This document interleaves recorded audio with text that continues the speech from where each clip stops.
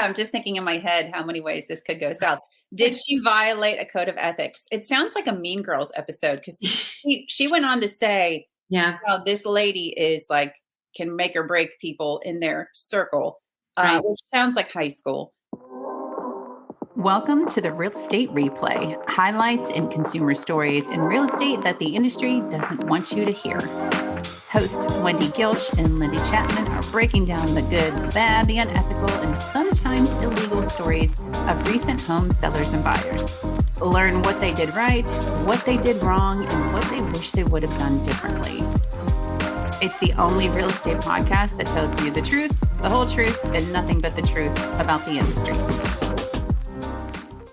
All right. So this story comes from a seller in Texas who listed their home with a real estate agent, and an agent she knew contacted her directly to let her know she had a buyer interested in buying her house and to inquire about other offers and asking for more information to edge out the competition.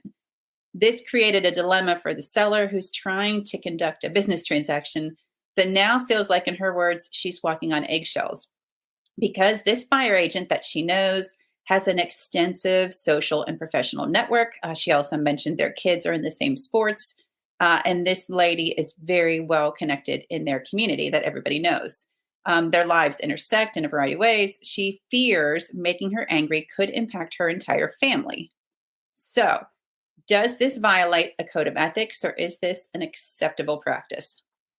That's a loaded one. I think it's interesting. This is part of the industry, right? It especially the smaller the town, right? Because you do know these agents. Agents know agents. It's always a little awkward to me when I'm in a transaction and I know the agent on the other side, or maybe I've worked at the same company that they're working at. And it would especially be true in this case to actually know the buyer's agent from a social setting. And how do you handle that? Because like you said, it is a business transaction. My job as the seller, my hope as a seller is to maximize my equity, and I don't want to make it personal. Right. So yeah, she did. I would never, ever, ever reach out directly to somebody selling the house if I'm working with the buyer, or vice versa, reach out to a buyer if I'm representing the seller. But at the same time, there is an awkwardness to have a buyer and a seller with two agents in the middle, right? It's like that game of telephone. So right. I understand, especially in today's, and depending on personalities, right? She may have just been friendly, but it creates an awkward situation. What was your question? Sorry. I just went off on a sidetrack. I know. I'm just thinking in my head how many ways this could go south.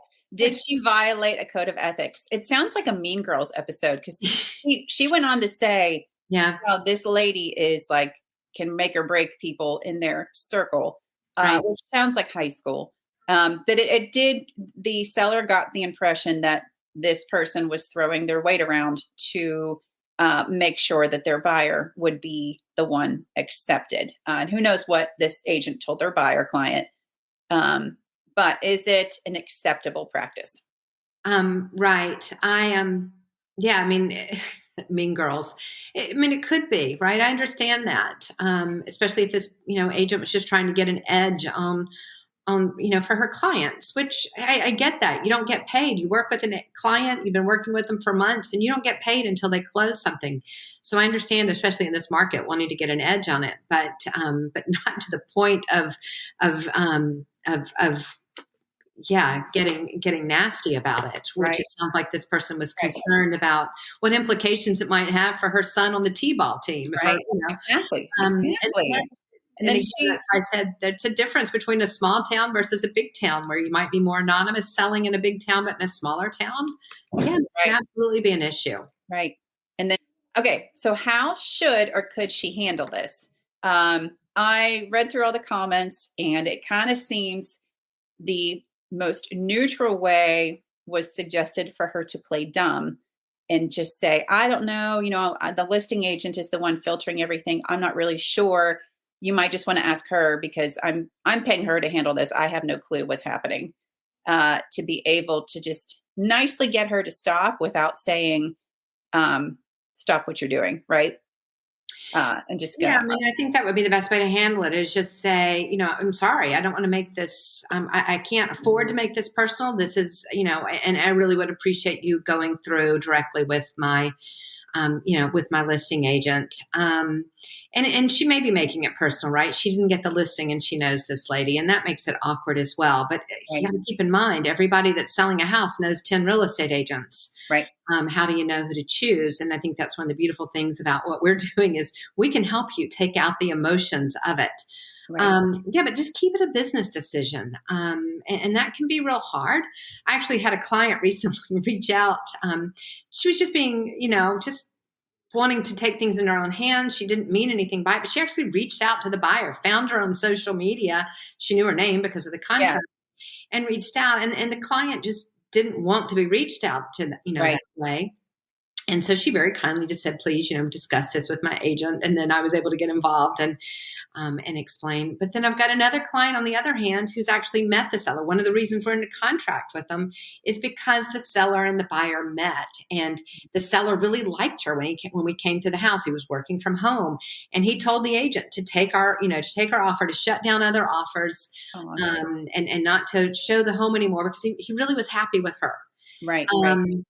And so it worked out well, to our advantage. So it's really playing those things out. But in the case of an agent contacting you, I would definitely, direct them to your listing agent, or if it's vice versa, the buyer's agent, and let them handle it. It's why you're paying them the commission.